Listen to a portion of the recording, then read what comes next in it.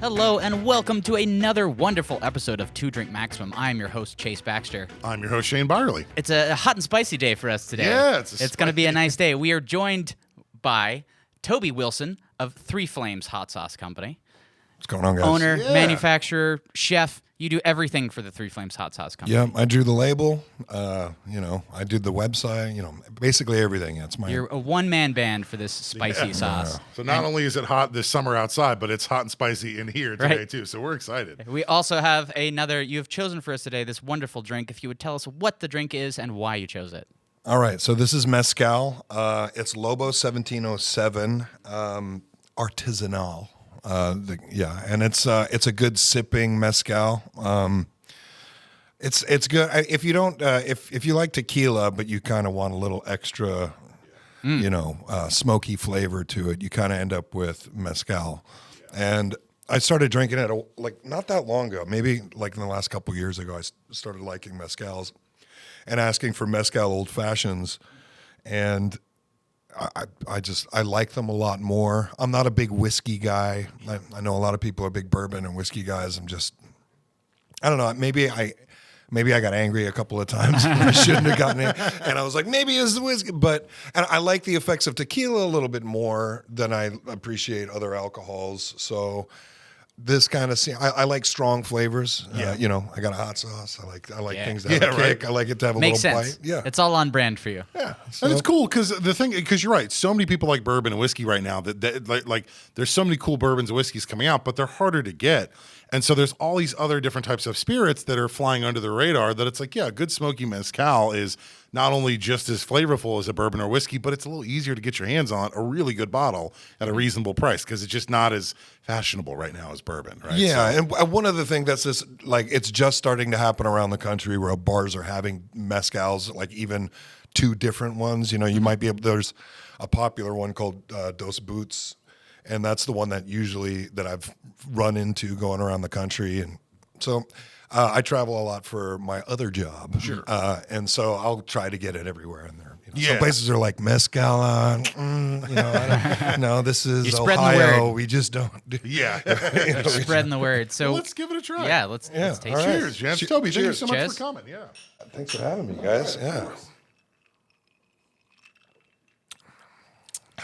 Ooh, yeah, that's nice because you get the kind of like almost initial saltiness and lime of like tequila, but then you really get that It backs smoky off. kind of afterburn of yeah. So I think that's part of the process when they make mezcal. It's not aged like tequila is. Sometimes they add a little bit of sugar and then Right. they age it in a barrel for a long time. Yeah. Where I think they just go from distilled, they smoke the plant beforehand in the early part of the process, and then I don't think they age it like they do tequila. So tequila has more of a lasting aftertaste in my opinion anyway. It's like for tequila jumps in and stabs you in the tongue. Right, yeah. This one threatens the knife and then backs away. then It's it's like, like- oh, Got it cool. behind its back. Yeah. It's cool. It's You know cool. there's danger there, but we're still cool. I'm going down and I'm not going to hurt your feelings. Well, as we kind of mentioned at the top of the show, one of the many cool hats that you wear is that you created a hot sauce. Yes. Which is incredible. So the hot sauce is, because of the show Hot Ones on YouTube, hot sauce is very trendy right now. Yeah. The first question I would certainly have for you is there's certainly something to be said for, I want to create a hot sauce, and then there's the idea of it, then there's actually doing it. So what was that push kind of over the cliff of going, you know what, I can do this. I can make this. Yeah, what was step one? Yeah, step one was just liking hot sauce in general. Like I love hot sauce. I love spicy food. More than anything, I like spicy food. Yeah. And Same, so- by the way. I love, yeah. Yeah, and so Indian food was always, my mom went into labor with me when she was wow. eating at an Indian restaurant, and growing up, that was our That's special some good thing. curry. Yeah. I made a big old strong baby. But growing up, we had our thing. We'd always go and eat way too much at the buffet, and we just loved Indian food and spicy food. And I loved other food that just a lot of the time, if you're in a certain part of the country, depending where you are, they don't make your food spicy because the local palates don't really tolerate that kind of a thing. Yes. And now I live Calling you out, everybody in the Midwest. in the Midwest, but calling you out. I live in Orange County, I and it would say exists down there pretty it hard. sounds like the local palates are a little white. Yeah, That's right. that's kind of like the to thing. me. Yeah. So, and I try a lot of hot sauces, and there's this kind of there's the joke hot sauce that's like the burn your ass off Yeah. or blow your balls in the air hot sauce things. Every silly name you can think of. Right. And you're like, okay, you've made an extract and you've made this an obnoxious thing that is now a joke and you want to see if your friends can eat it. And then there's the vinegar-based hot sauces, which there's vinegar in my hot sauce too, but I mix it with other acids so it's not dependent on just the like the vinegar. And so you end up with like Tabasco, which to me is a very vinegar barrel taste, you know, and it's like whatever you put Tabasco on now, it's a Tabasco thing. Sure. Or sriracha, where it's I'm here for Tabasco. It goes on my eggs every morning. oh so. yeah, see, I mean, and it's a Unless place in this my hot life. sauce is amazing. You know what? I might on have eggs, replaced it. My egg, on eggs and stuff is Yeah. yeah. Eggs are like the perfect vessel for a hot sauce of any Yeah. kind. They No, just it really soak up is. so much flavor, and Yeah, so I didn't like the fact that most every hot sauce that I put on my food changed the flavor of the food to the point where it was no longer that, it was the hot sauce. You know, sriracha dishes are the sriracha burger, the sriracha fries, and you know everything in the world is sriracha-y. and that's all you taste is just the sriracha. You've gone for a true accent hot sauce. So this, I wanted to give it get you to have like a little bit of mouthfeel, a little bit of salt, a little bit of heat, but I don't want to make it the main star of the dish. Like the dish should have its merits, and the hot sauce should enhance it. So I was on a trip in southern Mexico, and like the very south part of Quintana Roo, which is on the Caribbean side. Work trip or a pleasure? Oh, this was a pleasure trip. Gotcha. And so we were close to Belize, and so we were getting these hot sauces that were very Belizean, and it was like, oh, this is really great. Like, how can I take this home? And I was kind of looking at the ingredients and what they were and trying to figure out what it was. You ask them, they're like, oh yeah, it's hot sauce. And you're like, okay, all right, great. Yeah, but where? It's from here. It's hot sauce. Yeah, it's from here. My Big questions. Yeah. Just You like it? Barry in the kitchen makes it. It's like Barry, but so I took it home, or I kind of took those ingredients when I got home. I started messing with it, and this is like 10, 12 years ago. Yeah. Wow. Okay. And I was like, I'm kind of getting it right.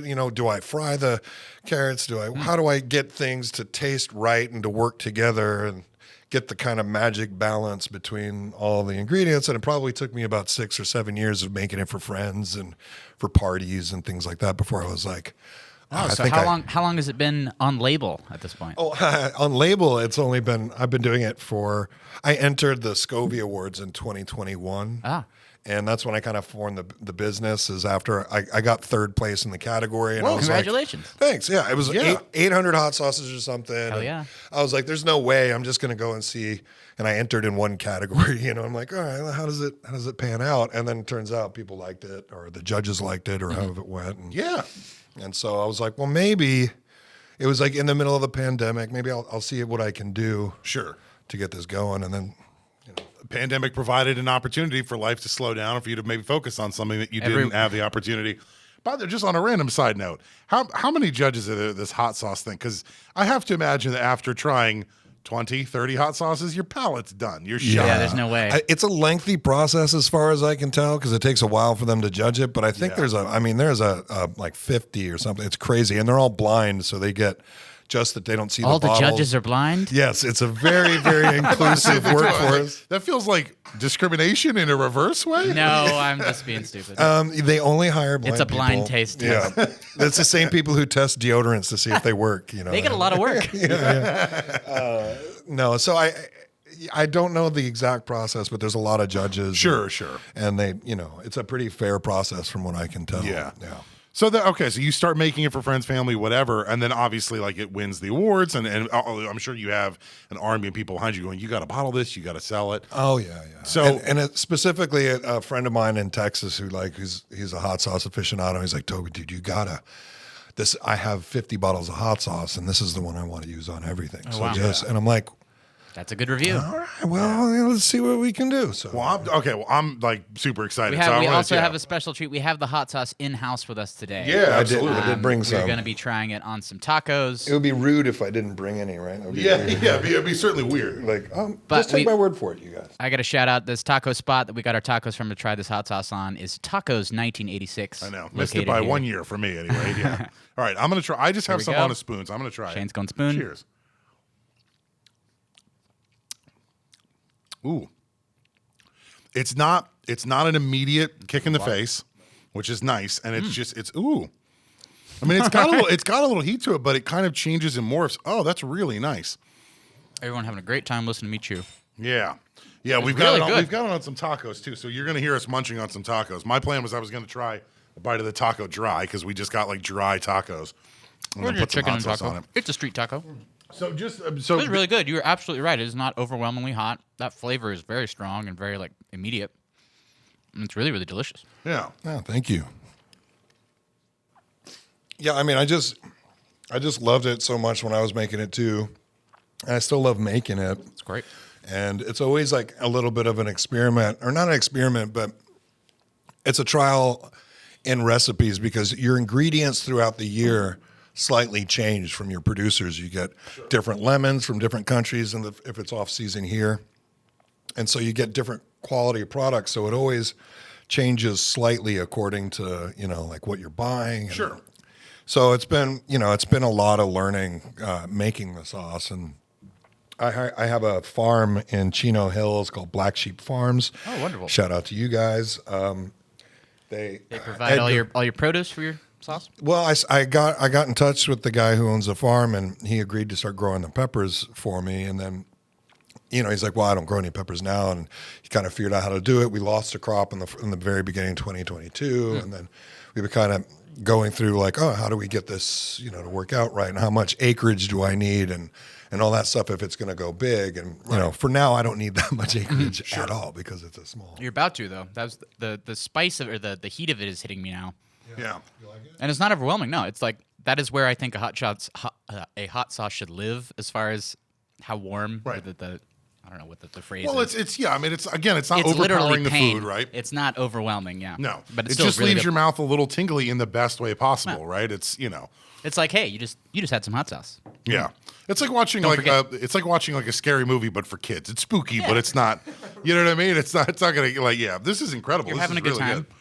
The next bit of the show is just going to be us eating because it's really good. Yeah, I know. Just we're gonna order more food and just bring in the hot sauces. I mean, I have a bottle in the fridge open all the time, and every time I walk by, I put a little on my finger and just, just to make sure. I'm like, am I? So kidding how do you myself? do?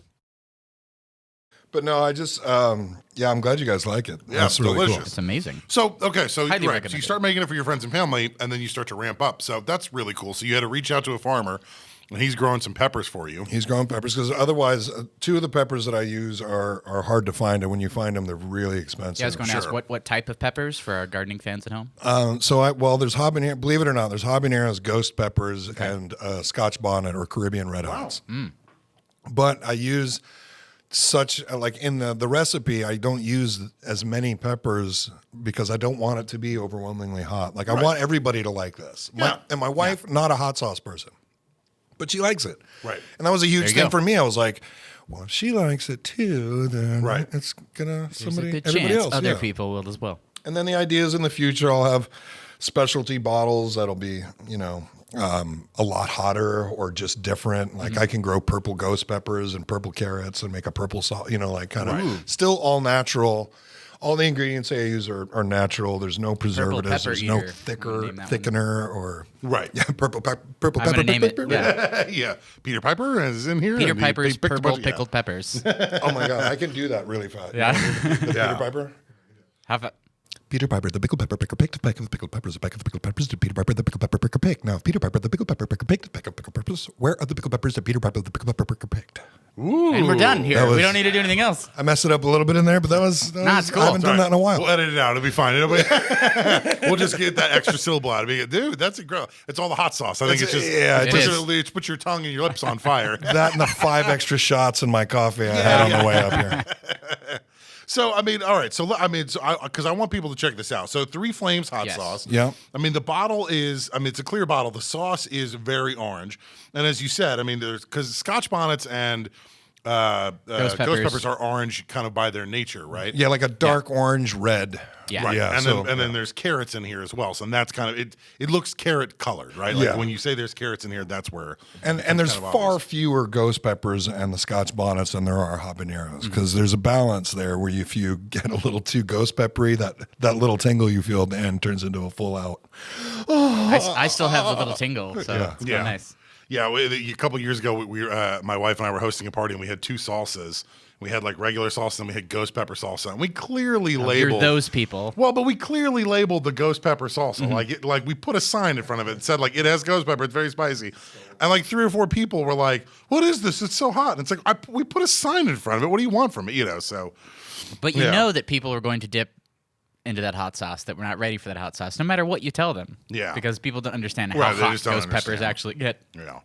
Okay, so you grow the peppers in this farm, and then obviously they get. So where do you make this hot sauce now? Do you still make it at home, or? Well, you can make it at home up to you get a cottage license, and you can make it at home up to a certain amount. But then you need to make it in a commercial kitchen if you're going to sell it online. Gotcha. And if you want to, you have to get kind of inspected by the state if you want to do wholesale, which is kind of the process I'm in right now, where they want to know.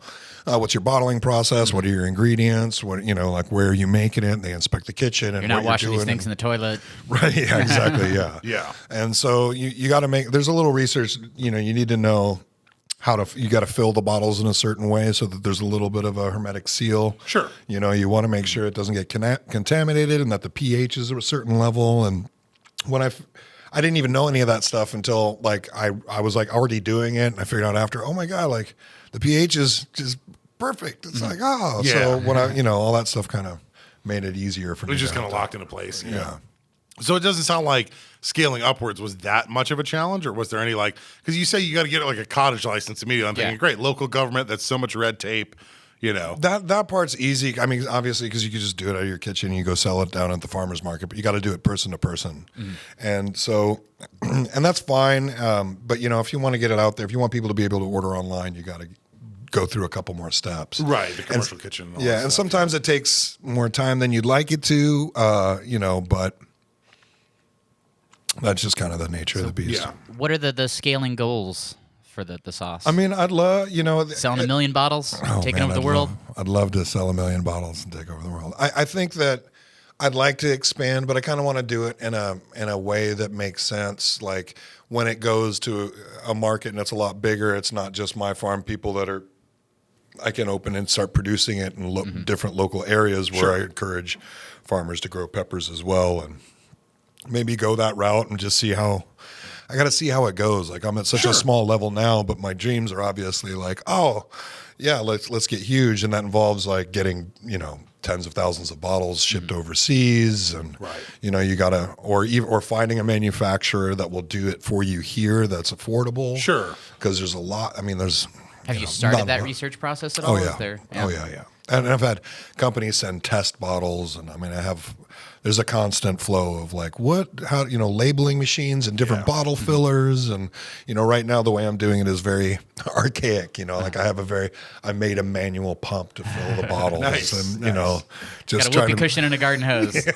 Kind of. I mean, you'd be surprised. It's all very clean, but it's like I did a very clean whoopee cushion. Oh look, a little PVC pipe, and I kind of make a siphon and make the thing. What's awesome? Do good. Well, solving problems.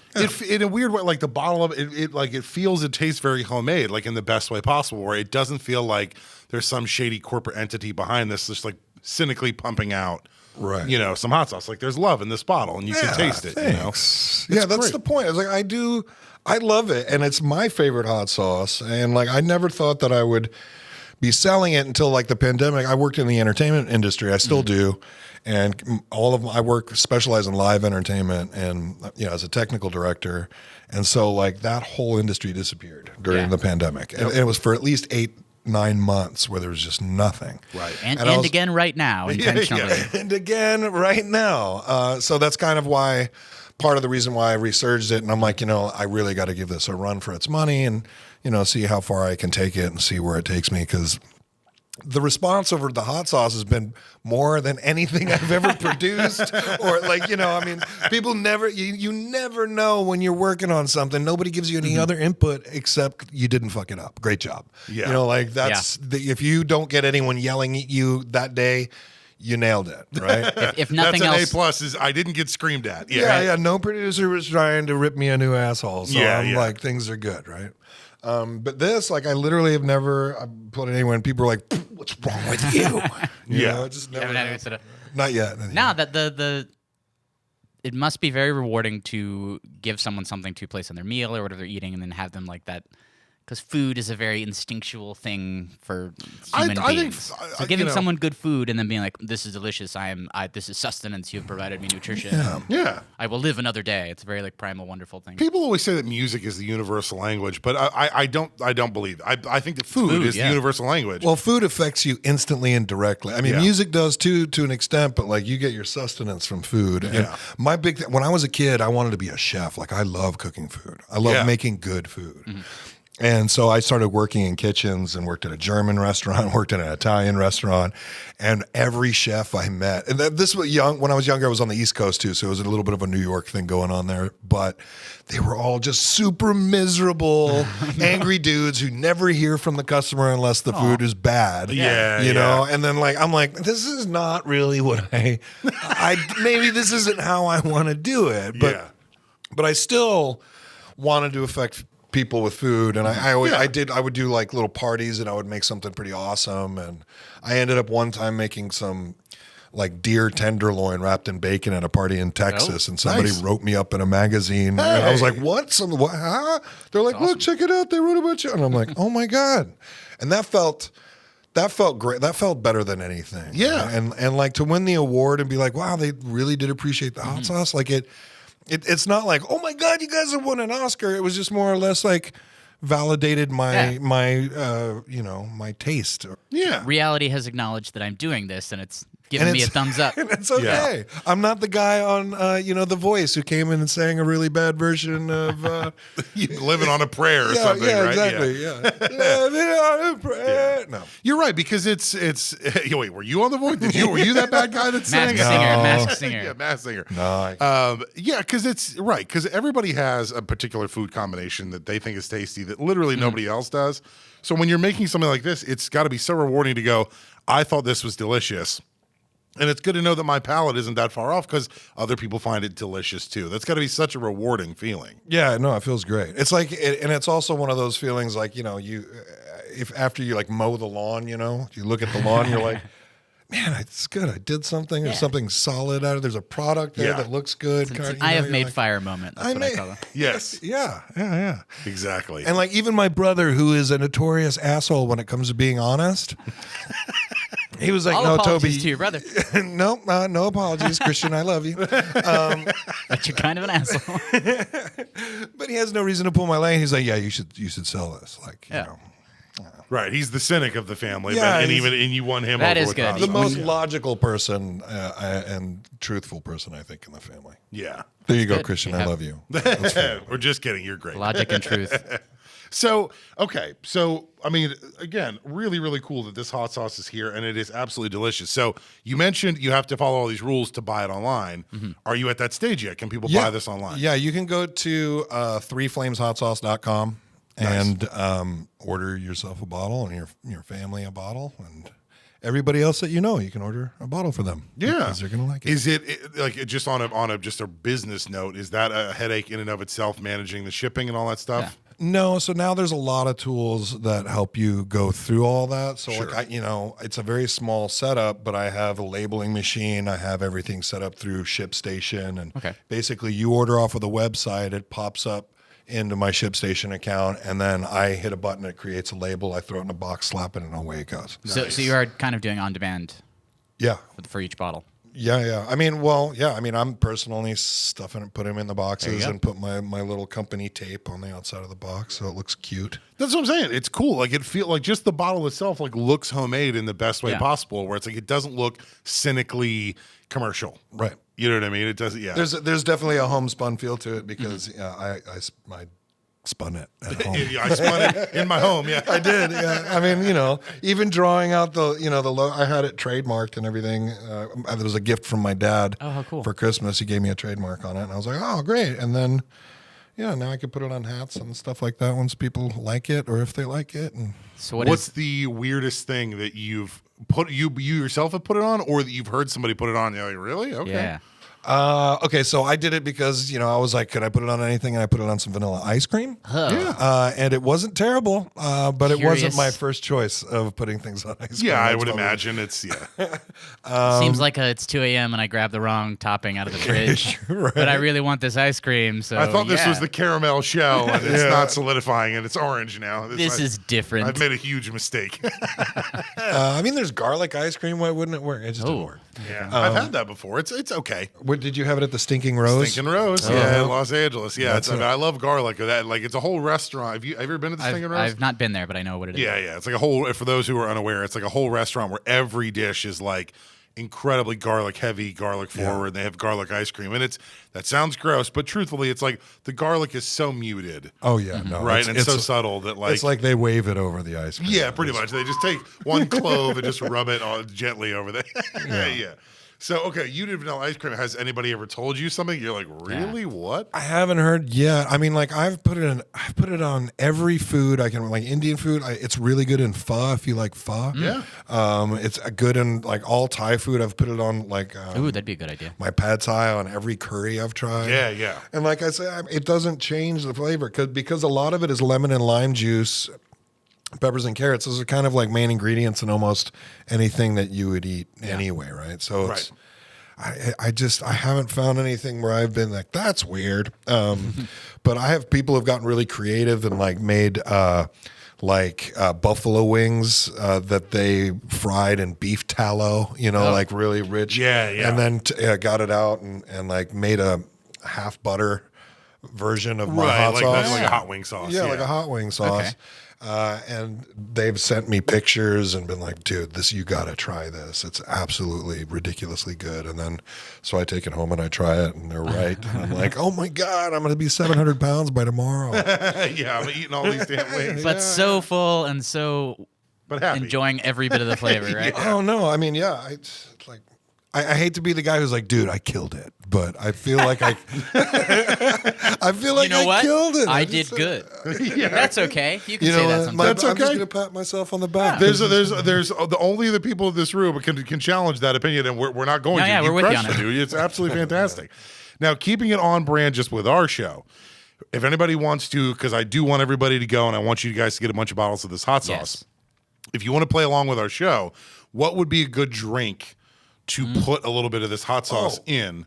Is there like a cocktail recipe that you've got that you're like, this is the banger right here? Yeah. Bloody Marys, guys. Yeah, okay. Bloody Marys. I have had amazing Bloody Marys with this in it. Just take it easy on the tomato sauce and put this in instead. Well, not instead. You want to do a little bit of a blend because if you did just instead, that would be a super hot. It'd be fiery. Yeah. It'd be super hot. Depends. Maybe some people might like that. I actually haven't tried it with just that, but I've definitely spiced it up. And that's the cocktail that I would recommend. I don't really, I got 2 little kids now, and I don't get to go out and have a cocktail as often as I'd like. So when you do, you got to make them count. You got to sneak them. Yeah, exactly. And so usually, and now my go-to has been the Mescal. By far my favorite. That it's growing on me as well, but it looks like we have 3 empty glasses here. Oh, boy. So we are going to take this moment to take a quick break, and we will be right back with the Hot Sauce King. Toby Wilson. Toby Wilson. We'll be back. See ya. The best podcast should be recorded in an environment that really kind of spurs your creativity. And we're lucky enough to record our podcast in the Muse Rooms, which is a creative co-working shared space that we are proud to have as a sponsor, and we could not be more excited. Yeah, you can check out the Muse Rooms online to learn more about their services and the spaces they have here. Lots of really great stuff. That is themuserooms.com. That's M-U-S-E for Muse. You can also check them out on Instagram at the Muse Rooms. But have a look at it. There's tons of great amenities. It's a really wonderful environment, like you said, and it just goes a long way in making our show amazing. Agreed. We couldn't be happier, and we think you might be too. So please check out the Muse Rooms, and we will see you there. Yeah, and now for part 2.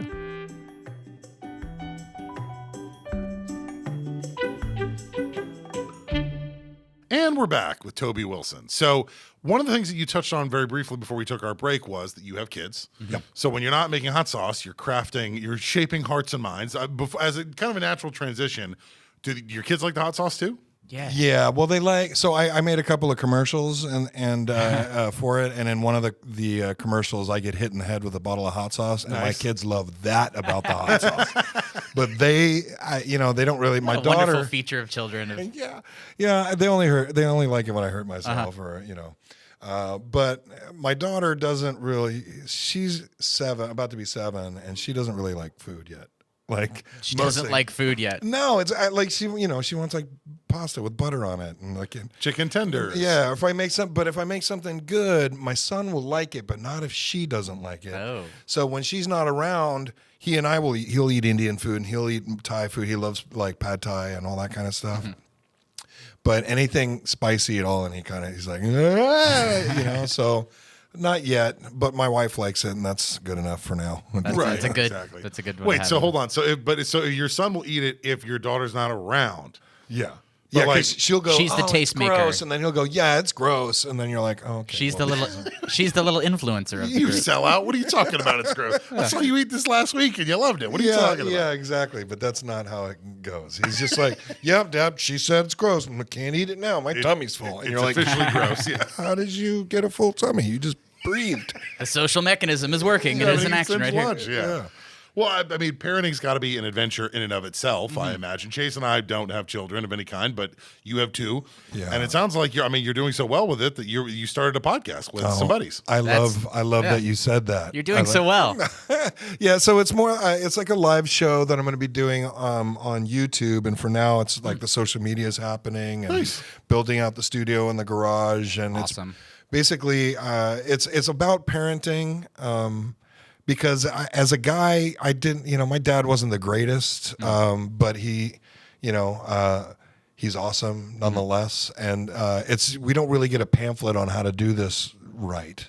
And relationships and parenting, and even like stuff like some guys never made a grilled cheese in their life, just little things that will help you along the way be a good dad. I just kind of started talking to a bunch of guys about it, and we had a good, poker table for a long time. So we would always, at the poker table, that's when we would talk about, and swapping dad strategies. Yeah, dad strategies are just like, what's working out? Like, my wife doesn't like it. Dadages. Yeah, dadages. and I don't know what I'm doing, and I'm just doing my best. So I just call it do your dadest. Nice. And, it's like, hey, I don't care who you are, what you're doing, or what's going on in your life or whatever.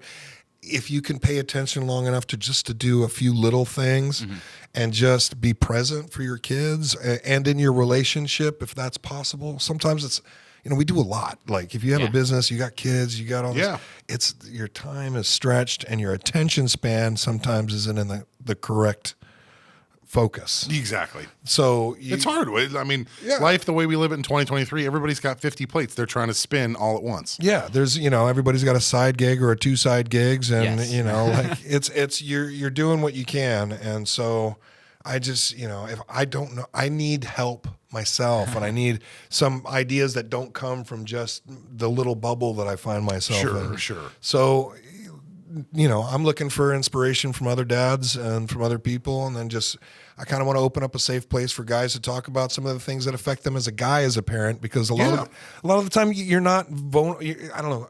I'm 46, right? So I grew up in a time where there was just the idea of we should start talking about our emotions. Right, exactly. It's a relatively new thing that men have the ability to speak about their feelings. Right. Well, because there's a vulnerability there also. You want your family to feel like you're infallible and indestructible and all those things. You got to be the bedrock of the family. That's what people, that's the saying, right? But like we go through a lot and we have to internalize it. And a lot of the time I feel like if we go to guys we know and some jerk that your friends might be would take advantage of your weakness in that point or in that moment. And so like, especially in LA, because that seems to be, like a thing, but different culture here compared to the rest of the nation. Yeah. But it happens. Calling you out, Midwest. Second time in the episode. Being so friendly and helpful with other dads. But it's the same there too. Like in the Midwest, you're, a lot of guys who are, There's the image of manhood and fatherhood, and it's not necessarily the best. It's not a one-size-fits-all thing by any stretch of the imagination. No, and are we expected to know everything? No, but if we can find people along the way that might be able to help us become better or do a little bit better. And, why not? And exactly. And I think, in the end, I think to your point, like, was my dad perfect? No. But what I do remember is that my dad always tried his hardest and he was always there. And those count so much more than perfection because no one's perfect, right? That's an insane, unreachable goal, right? So just the trying is the important part. Or even the idea some of us feel like when we do something for the first time, or at least I know I feel this way, is that I'll do something and I'll expect it to be perfect. And I won't want to show my kid or give it to my kid because I didn't think it was perfect, but then they see it and they're like, oh my God, that is the coolest thing I've ever seen. Their version of it. The kids will always love it as long as it came from you and came from your heart. Yeah. Or just that, like, oh my God, you tried or whatever. Like I made, my daughter wanted to, she's into these, Roblox toys that are like, it's Adopt Me Pets, right? And she's like, Dad, can you make an Adopt Me Pet? And I'm like, I don't even know what that is, but let's look at a picture. Let me do a quick Google. Dad, I want a Turbo Man for Christmas. Yeah, exactly. Turbo Man. Schwarzenegger. What's Jingle all the way. Jingle all the way. Yeah, that's right. But like this, and I'm like, okay, so I have this modeling clay, and I made a model of it, and I'm like trying to get the eyebrows right, and, get the whole thing, and it looks like the thing in the picture that I saw. And she comes in, she goes, oh, Dad, that's like a 120 out of 100. And I'm like, I was just going to crush it up into a ball because I thought it was, But she loved it, and then she painted it with nail polish. Oh, that's wonderful. Now it sparkles, and it's like, and it's hers now. It's her thing. It's her thing. And her dad made it, and it's going to be now she wants me to make one every day, so now I got a new job. You're like, and now I'm starting a side business where I'm doing modeling clay robots. Knock off my pets. Hey. What do you got to do? What do you got to do? What do you feel like that? Like, what do you feel like the biggest issues that kids have to deal with today that just didn't exist when you and I were kids? Well, screen time is a thing. Screen time, yeah. And what is that like raising? Because your daughter's 7 and your son is 4. 4. Oh yeah, which is young. They're not disaffected teenagers at this point yet. They will be, but at 4 and 7, what is still Well, to be honest, like we try to limit to the screen time, but they both like to play Roblox. They both like games. They they like to watch YouTube. So we have YouTube. To date myself, Roblox is a video game. You said okay. Yes. I didn't know if it was like the newer hipper Legos. Yeah, I was like, okay. well, it's like an open source gaming platform that people can create their own games based on whatever they want. If you have a particularly smart kid, you can jump in and start coding things and build like outfits for yourself and build a little shop. And some people have made some insane amount of money there on Roblox. They really have. Yeah. And I mean, there is a coding element to it, but it's a very simple 8-bit world that they've created. To be able to build or play shop or house or whatever you want to do. Yeah, okay. Yeah. And you can play with your friends online. So my kids are friends online, and they'll play in the same world as each other, and they'll be like, well, you go get the car. And it sort of functions like an active message board that has a 3D space that you can interact with your friends inside of. Gotcha. Yeah. Okay. Instead of actually going to the playground and playing with them. Like what we used to go and hang out together. Right, You just log in and hang out in your digital room, and you build a castle together, which is cool. But you're still on a screen typing away. Right. So, and at birthday parties and stuff like that, if any kids have a tablet or anything, that's it. They're going to disappear and be on the tablet, right? So, like, I've been to a birthday party where there's like 4 kids on tablets and there's no kids talking to each other. Yeah. And you're like, this the future. Oh, no. Like, it just rubs your soul the wrong way. We're like, what are you doing? Yeah. But we make rules around, like if there's other kids to play with at all at the house, like no screen time whatsoever, and we have. Go outside, get dirty. Yeah. My 4-year-old likes to ride his little motor. He's got a little electric motorcycle, and he rides it around. Awesome. And we try to keep him outside, but you can't avoid if you ever want any private time or like peace, and you don't want to hear the kids for a little while because there's those moments where you're like, I need quiet. I need just Please, this God, leave me alone. Time for me, or just one show. I just want to watch there's one I watch 1 hour Breaking Bad a week. You got to give mom and dad here 1 hour. Yeah, just 20 minutes of 55 silence. minutes. Oh my God! But so we'll be like, here, guys, here, play the game, and then sometimes we're like, are we bad parents because we just literally shelled our kids off with the pads and like, but you need it sometimes. And so finding that's probably safer. I think back in the day, they used to feed children whiskey to get them to shut up for a little bit. So no, they rubbed it on their gums. Yeah. For your toothache. Yeah. That's what I do. I just rub it on my gums too, first thing in the morning. She's 12, Grandma. She doesn't have gums anymore. So like in the long run, kicking a tablet in front of somebody is not as bad as what we used to do. Yeah, it's not as bad as giving like babies cocaine or whatever they did in the 1800s. Yeah. No, there is this weird thing now though, where like you can't. There's stories all the time of like people that let their kids walk to the park 2 blocks away, and the kids get picked up, and the CPS shows up, and they're like, I'm like, dude, when I was a kid, we didn't come home until it was dark, and and even then, like, that is also other mothers and stuff knew where you were, so there was like a network of moms who would be like, we know where to show up when you don't come home. Right, exactly. We'll come find you down at this park or this ravine or whatever. Right. My childhood was also super latchkey, so I don't understand. Rules? Well, no, not rules. It's just we were maybe a little bit, but we were dealing with. You were just like on your own for very long because both my parents worked for a long time. Well, that was me too. My mom worked when we moved to Houston when I was really young. She worked as a waitress, and I would come home. And then I would have to make like a quesadilla, or I'd have to make my snacks and I learned how to make mac and cheese really young. I'm like, that's just what you did. And then you hung out with the neighbor kids. Yeah. And then when she came home, she was home, and that was a thing too up until I was like maybe 12 or something. Yeah. Same. It was. I mean, that happens on Roblox. Now it all happens in Roblox. That's right. Yeah, exactly. Your Roblox mom leaves, and then you just have to entertain build a yourself. new one, I guess, in Roblox. Yeah. And my son came to me today, and he's like, "I don't want my family to run away." And I'm like, "We're never going to run away. Yeah, we're here for you." And he's like, "No, my Roblox family." And I'm like, "Oh. Is he a better dad than I am?" Does he make better hot sauce than I do in the game, or does he? Well, he's upgradable. Yeah. I'm also upgradable. Yeah, he sold off 1 million bottles in the game. Yeah, my son outsold me on the game. He's like, Dad, this isn't hard at all to sell hot sauce. You're easy peasy, pops. Well, I do have to imagine the toughest thing for kids, and when I say kids, I don't even mean kids your kids' age. I mean just teenagers now. It's like we were the last generation that existed before social media was just a permanent part of our everyday lives. Sure. And I have to imagine that growing up and being a teenager and going through all those awkward hormonal changes and all those things that happen is just so much tougher when you're constantly on social media and you have to have a presence. Do other people with the podcast you do, or just other dads in your circle, do they talk about that? Do they have advice for 7, still a little ways away, but 13, 14? Well, a lot of like what I'm doing with the Do Your Data stuff is a little bit to prepare me for maybe some of that stuff. But I also grew up with, I have a lot of siblings, so I have 3 sisters, and I have a lot of aunts that were younger, and I got to see a lot of like kind of what the kind of late teenage angst and a lot of that stuff. Sister's older, or younger than you? I have an older sister, and I have 2 younger sisters. Okay. Yeah. So you had people to look after too. Yeah, and and so I gotten to see it a little bit, but it's always different when it's your own kid, and yeah, I think a lot of it is just trying to prepare for like what the future may hold in parenting, and then also kind of get, give information down, like a lot of trickle down information would be helpful. So do you ever run into things that you were told growing up that you're like, oh, this was bad information?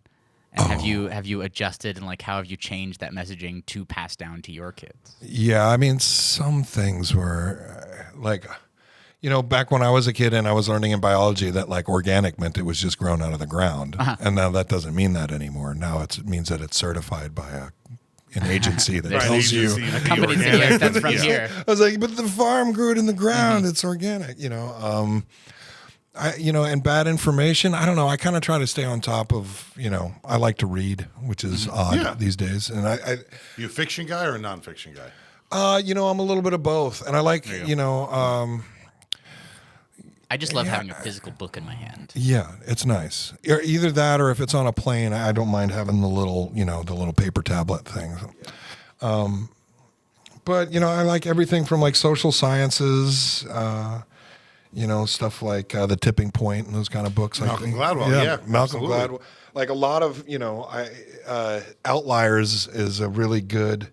There's a lot of really good info there that helped me out to be a parent. Like just in choosing what sports that my son was born in January, and he talks about that in the book that like the cutoff date in hockey is in January. So a lot of the professional hockey players are January and February because they're a lot older than the kids that are born in November or October. Yeah.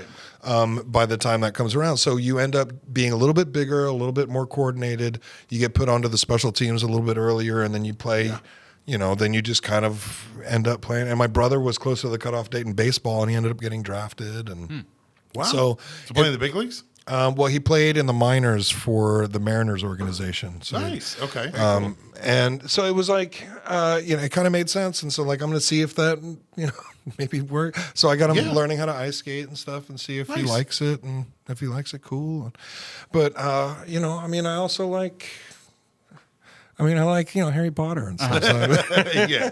And I was a big Lord of the Rings fan when I was a kid. I read all the Lord of the Rings books. Have you tried to pass any of that down to them? A little bit. I read a little bit of that. Also, I was in Texas when I was a little kid, so it was Lion, Witch, and the Wardrobe was a lot. Yeah. That was a big, all the C.S. C.S. Lewis stuff. Oh, yeah. Jason, I know. But we're from Texas, too. We had a teacher just read that to us in class. That was, Yeah. Oh, we did too. Yeah, we totally did. It was like Texas, baby. Yeah, that's Texas, baby. But it was still like you don't draw all the lines when you're a kid. You're just like, this is a great story about a big lion. It is a good story. Yeah. Have you introduced your kids? I hope the answer is no, but have you introduced your kids to anything that you love and they're like, this is lame?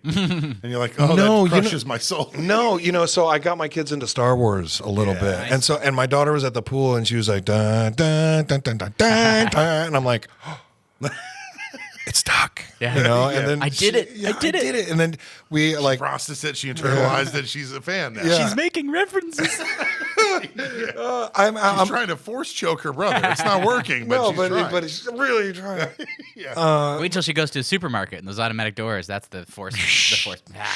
Every single time. Yeah. So I had when she was really little, and my son was only about 1. I got a friend of mine called me. He's like, "Hey, Toby, would you want to go to Palm Springs and kind of help my friends out with this thing? That I was going to do it, but I can't." And I'm like, "Yeah, sure. What?" He's like, "Well, they want you to dress like Chewbacca, and they have a full Chewbacca costume, and they want you to wear the suit and officiate the marriage. There's going to be a Chewbacca translator who's the actual minister." Yes. I wouldn't need to hear anything beyond like, "Will you wear a suit?" Just got weirder and weirder with each. Palm Springs, I'm in. Yeah. Chewbacca suit. Okay. Devil in? Back it up a little bit in Palm Springs. Yeah. And now I'm officiating a wedding. All right, I'm back in. I'm back in the game. So and he's like, "You're the only guy big enough to wear this." I'm 6'5", and he's like, "You got to be tall." And so I went to Palm Springs and I married this couple in the costume, and they said, "Yeah." And I went and they said, "You can keep the costume." So like for the first 3 Halloweens, I was always Chewbacca walking around the town, and the kids.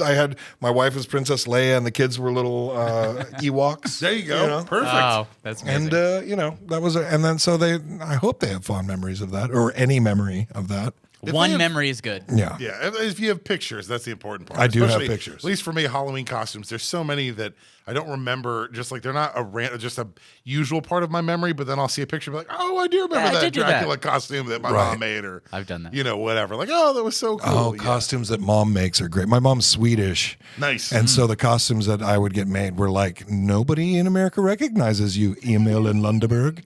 You was the Yule Cat. Great. I'm Niels Bohr.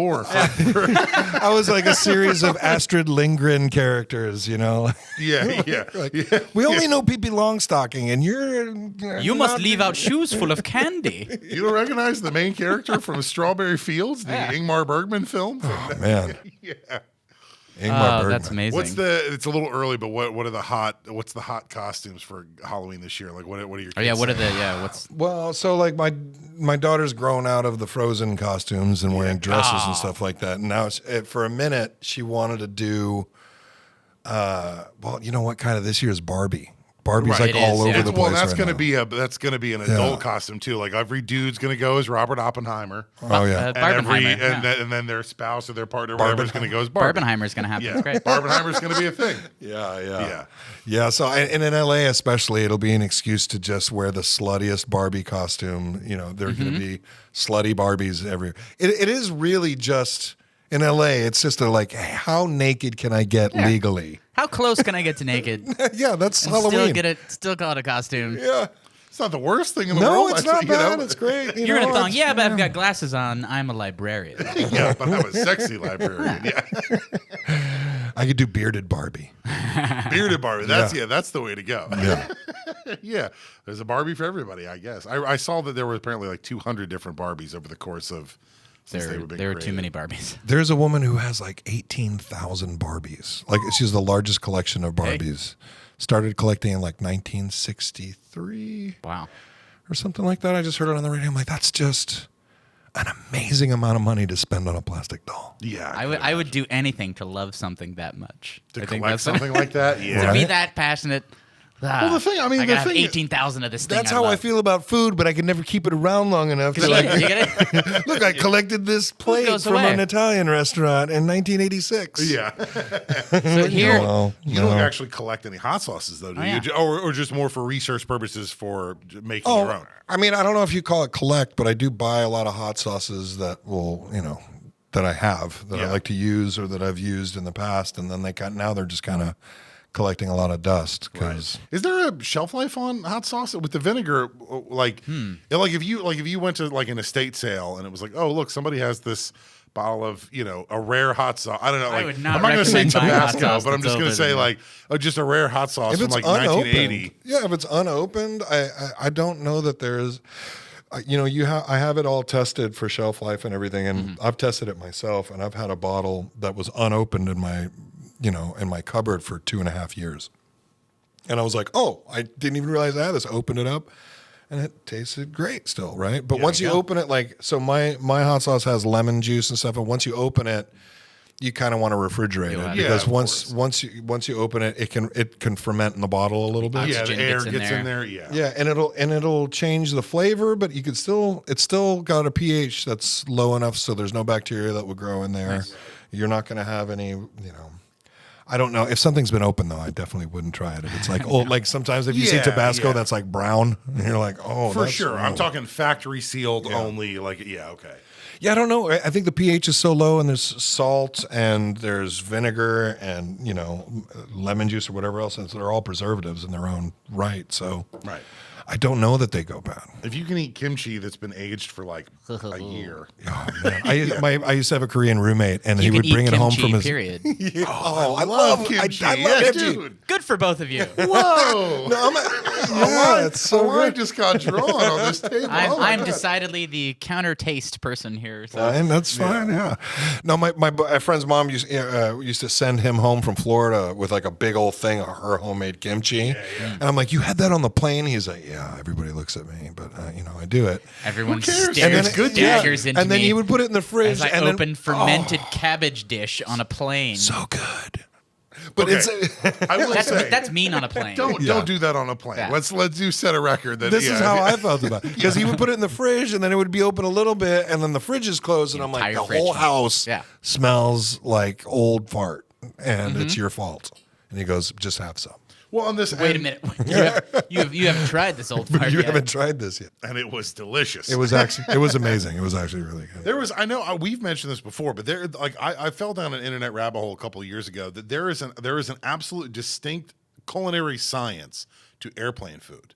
That like, Oh, yeah. And the headline is like, I'm forgetting it, but it's like 2 of your senses kind of fail you when you're that high You up in can't the air. really smell anything. I think it's bitter and I think it's sweet. Okay. So like, or You no, just have savory one and of them umami? one of them is salty. I know that because when they design airline food, it has to be so incredibly salty. Yeah. Because you won't taste it otherwise. So like if you took those airplane peanuts and you had them on the ground, you'd be like, oh my God, like what are these? But in the air, you're like, these are perfect. Yeah. You know? And also like water boils at a different temperature at that altitude. So when anything that they put in the microwave, it'll boil faster. Cooks a little quicker. Yeah, there's all sorts of little weird things. Little tricks and tips, yeah. And that's basically. But don't I haven't be an had a airline meal chef. on an airplane. What flight are you taking where you actually get food on the plane? It's like the nonstop from here to Boston. And then My last flight had some pretty decent hummus on it, so I was Did pretty it? excited. Yeah, Hummus. Was it in the snack box? hummus though? and pretzels. Yes. Yeah, gotcha. It was the tapas box provided by United Airlines. You know what would probably go good in a little snack box with some apples, some nuts, some cheeses? 3 Flames hot sauce. There you go. 3 Flames hot sauce. You hear that, United Airlines? That's right. American Delta, Airlines, American, Delta, call all me. you guys? A little packet. Virgin, no thank you. So circling back to parenthood, what was the biggest surprise you had when you became a father? As far as raising kids and like unexpected reaction from you, or how you dealt with a situation that was just kind of impressive to you personally, and then what advice would you give to someone who is moving into parenthood? Oh, man. Well, look, be prepared for anything. Mm-hmm. When my daughter was like 3, I walked past the bathroom and she goes, Daddy. And I looked in the bathroom and said, yeah, what, honey? And she was holding something in her hand and she goes, do you want some poop? Oh, God. And I looked at her hand and there was poop in her hand. And I said, is that poop? And she instantly threw it over her shoulder against the wall in the bathtub and said, nope. And looked at me with a straight face. And I looked at her and I was like, I'm going to keep walking and Lord. I'm going to clean that when she leaves. What's worse? The fact that she had poop in her hand or the fact that she looked you dead in the eye and just lied? She's like, no. Nope. I'm like, you're 3. But also, she was so happy about it. You don't want to be like, scar the child forever. This is part of it, right? Yeah. So anything that they do, you just kind of be like, oh, all right. You know, like, I don't, is this the thing that's going to traumatize you into being a shoplifter? Or like what moment did I just create? I don't want to make you never be able to use the toilet again. That's it So too. I got to be like, hooray, yes. Oh, when I was a little kid, I was so mean to my little brother. I like once in a while, but I told him, I was like, I told him I flushed his mom's head. I dressed like Freddy Krueger, and I told him I flushed his mom's head down the toilet.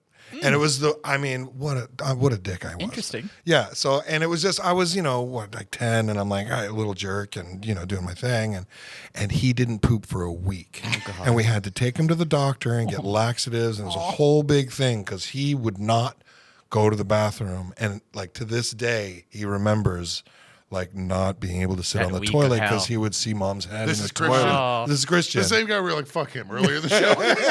No, seriously, fuck me. That was like, it was so messed up to do to somebody. Made him a shy pooper for a week. But after that, I realized like, oh, if you ever do anything like that, your kids could be scarred for life. So I think just always be open to just absolutely anything and, patience, because it all comes down to patience. Like, you're going to hear the same thing a million times. You're going to be asked at every possible moment to do something while you're doing something that's really important as well. And you have to acknowledge your kids so they don't end up being screamers when they get older. Really, like overcompensating with volume. So, I just say, if you're going to be a parent, enjoy it, and just really patience and, preparedness for the wildest of things. And if I may add, maybe, let me get your backup on this, maybe start slowly slipping in hot sauce into your kids' diet early so that they like it.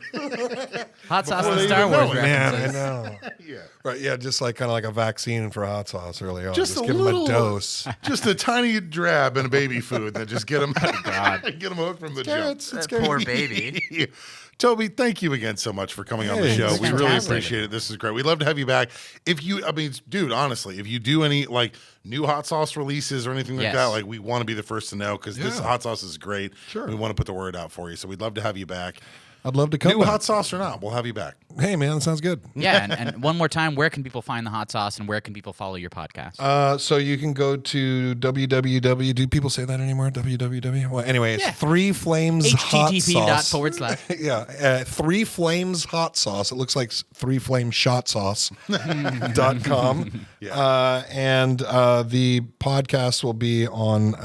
It's like a video cast or vlog. Sure. And it'll be on YouTube under Do Your Dadest. So the Do Your Dadest channel. Nice. Amazing. And a podcast in the future, or but the video cast will be reviews and recipes and all that stuff. So if you want to check that out, we're starting in August. Great. And it'll be going on through, hopefully Infinity. Yeah. Bon voyage, my friend. It's a fun trip to do it, Yeah, man. especially with friends. So. Yeah. Yes, thank you so much for joining us. Fantastic hot sauce, fantastic mezcal. Everything was great today. My mouth is still a little bit on fire. Yes. What a weenie. What a kimchi-hating weenie, Jesus. Oh, man. That's fine. If you want to put that on my headstone, kimchi-hating weenie, I'm fine with that. We can go with that forever and more. Done. I'll order it now. Great show today. Thank you for tuning in. You can follow us. We are 2 Drink Maximum on Instagram, TWODRINK, Maximum, because I don't ever spell that one out. It's too long. But yes. And you can find us wherever podcasts are found. So thank you for listening, and we will see you next time. See you Cheers, next time. everybody. Cheers. Cheers.